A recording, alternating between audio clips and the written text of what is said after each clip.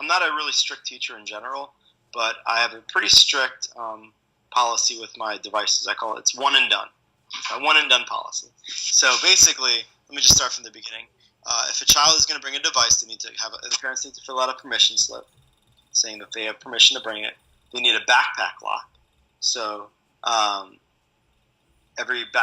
most backpacks have the two zippers, and the zippers have the holes in them, and lock it up. So if someone's going to steal your iPad, they have to steal your backpack, and that's very, very hard to steal someone's backpack. So you have to lock it up, and they come and it's locked up, and we only when they don't just take it out to start the day. When they use it, they have to unlock it, take it out, and when we're done with it, they lock it back up. And so that's one thing is the backpack lock is kind of a nice, and the permission slip. But also I have a one and done policy.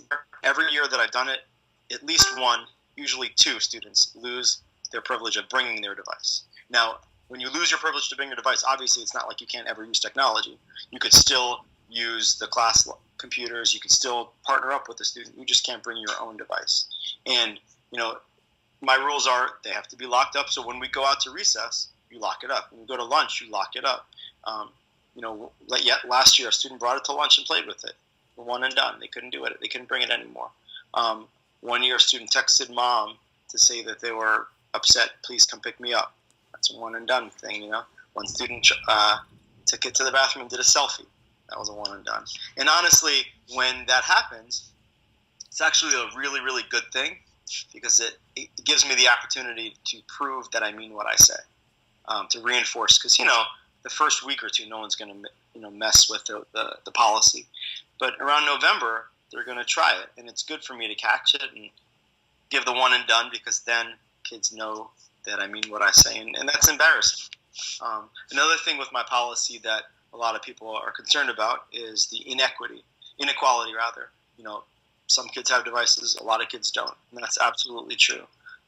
What I do is when I'm going to let the kids use devices, I say, raise your hand if you have a device. And so I count, and then usually it's about half. And if it's less than half, I have 5 laptops in my classroom, plus my own personal laptop, plus my iPad, plus my phone, and those are always out in circulation.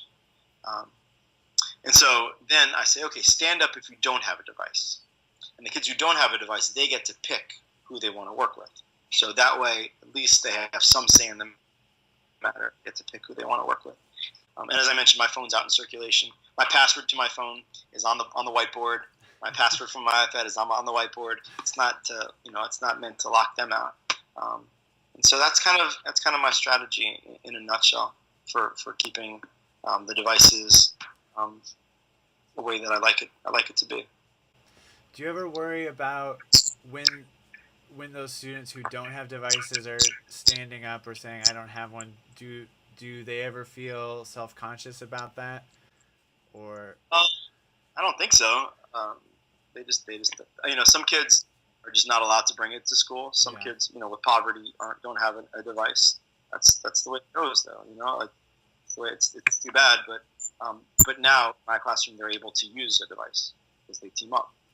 I talk about how they're the leaders of the school with technology, and anytime they were to misuse it, what does it tell the rest of the school about technology that kids can't use it properly? So I really try to kind of instill in them the importance that they're the leaders and that what they do, they're the ambassadors of 21st century learning. And so if you misuse it, it might hurt other future students' chance to use technology the way that we use it.